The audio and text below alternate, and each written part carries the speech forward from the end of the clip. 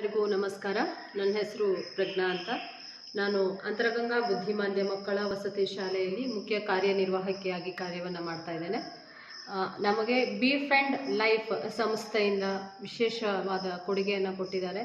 ಈ 2 ವರ್ಷಗಳಿಂದ ಮೊದಲನೆಗೆ ನಮಗೆ ಪರಿಚಯ ಆಗಿದ್ದು ಒಂದು ಮೆಡಿಸಿನ್ನಿಂದ, ಆಮೇಲೆ ಊಟಕ್ಕೆ ಅಂತ ಸಹಕಾರವನ್ನು ಕೊಡ್ತಾ ಇದ್ದಾರೆ.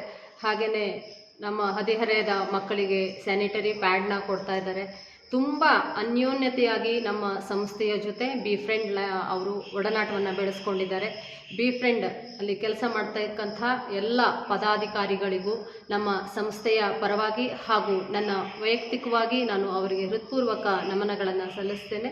ಬಿ ಫ್ರೆಂಡ್ ಅಂತ ಹೇಳೋದ್ರಲ್ಲೇ ಇದೆ. ಫ್ರೆಂಡ್ ಅಂದರೆ ಫ್ರೆಂಡ್ಶಿಪ್ನ ಯಾವ ರೀತಿ ಬಿಲ್ಡ್ ಮಾಡ್ಕೊಂಡು ಹೋಗ್ತಾ ಇದ್ದಾರೆ ನಮ್ಮ ಬಿ ಫ್ರೆಂಡ್ ಲೈಫ್ ಅವರು. ಅಂದರೆ ನಮ್ಮ ಸಂಸ್ಥೆಯ ಪ್ರತಿಯೊಂದು ಹದಿಹರೆಯದ ಮಗುವಿಗೆ ಶುಚಿತ್ವವನ್ನು ಕಾಪಾಡಲು ಹಾಗೂ ಅವರ ಹೊಟ್ಟೆಯನ್ನು ತುಂಬಿಸಲಿಕ್ಕೆ ರುಚಿಕರವಾದಂತಹ ಊಟದ ವ್ಯವಸ್ಥೆಯನ್ನು ಸಹ ಅವರು ಮಾಡಿಸ್ಕೊಡ್ತಾ ಇದ್ದಾರೆ.